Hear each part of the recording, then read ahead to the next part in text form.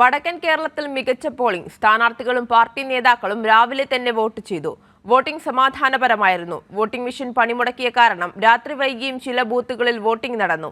Malappuram LDF സ്ഥാനാർത്ഥി V വസീഫിനെ ലീഗുകാർ കയ്യേറ്റം ചെയ്തു. വടക്കൻ കേരളത്തിന്റെ ലോക്സഭാ തെരഞ്ഞെടുപ്പ് കാഴ്ചകൾ ഒറ്റപ്പെട്ട ചില പ്രശ്നങ്ങൾ ഒഴിവാക്കിയാൽ പൊതുവെ ശാന്തമായിരുന്നു. രാവിലെ മുതൽ കനത്ത തിരക്ക് അനുഭവപ്പെട്ട പോളിംഗ് സ്റ്റേഷനുകളിൽ യന്ത്രങ്ങൾ പണിമുടക്കിയതും കനത്ത ചൂടുമായിരുന്നു പ്രധാന വില്ലന്മാർ. രാവിലെ മുതൽ ഉച്ചവരെ കനത്ത പോളിംഗ് ആയിരുന്നു എല്ലാ പോളിംഗ് സ്റ്റേഷനുകളിലും ഉണ്ടായത്. തിരക്കിനിടയിൽ ഉച്ചയ്ക്ക് പോളിംഗിൽ ചെറിയൊരു ശാന്തത. വൈകുന്നേരമായപ്പോൾ തിരക്ക് രാവിലെ ഉള്ളതിനേക്കാൾ വർദ്ധിച്ചു. വടക്കൻ കേരളത്തിൽ കണ്ണൂർ ജില്ലയിലാണ് ഏറ്റവും കൂടുതൽ പോളിംഗ് രേഖപ്പെടുത്തിയത്. മുൻ തിരഞ്ഞെടുപ്പുകളിലേതുപോലെ പൊന്നാനിയിലാണ് ഇത്തവണയും കുറഞ്ഞ പോളിംഗ് നടന്നത്. മണ്ഡലങ്ങളിലെ രാഷ്ട്രീയ സാമുദായിക നേതാക്കളും സ്ഥാനാർത്ഥികളും രാവിലെ തന്നെ ബൂത്തുകളിലെത്തി വോട്ട് ചെയ്തു. ഇതിനിടയിൽ പോളിംഗ് യന്ത്രങ്ങൾ പണിമുടക്കിയത് കാരണം നേതാക്കളും ക്യൂവിൽ മണിക്കൂറുകളോളം കാത്തുനിന്നു.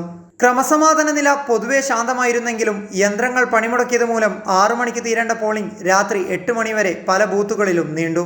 വടകര മണ്ഡലത്തിൽ രാത്രി 10 മണി കഴിഞ്ഞും പോളിംഗ് നടന്നു. പൊതുവെ ശാന്തമായിരുന്നു തിരഞ്ഞെടുപ്പ് കാഴ്ചകൾ ഉണ്ടായിരുന്നതെങ്കിലും UDFിന്റെ നേതൃത്വത്തിൽ വൻതോതിലുള്ള ആക്രമണമാണ് മണ്ഡലങ്ങളിൽ ഉണ്ടായത്. മലപ്പുറം LDF സ്ഥാനാർത്ഥി V വസീഫിന് നേരെയും കാസർഗോഡ് മണ്ഡലത്തിൽ കൈരളി ന്യൂസ് റിപ്പോർട്ടറെയും ക്യാമറാമാരെയും മുസ്ലിം ലീഗ് കോൺഗ്രസ് പ്രവർത്തകർ ആക്രമിച്ചു. വിവിധ ബ്യൂറോകൾക്കൊപ്പം കൈരളി ന്യൂസ്, കോഴിക്കോട്.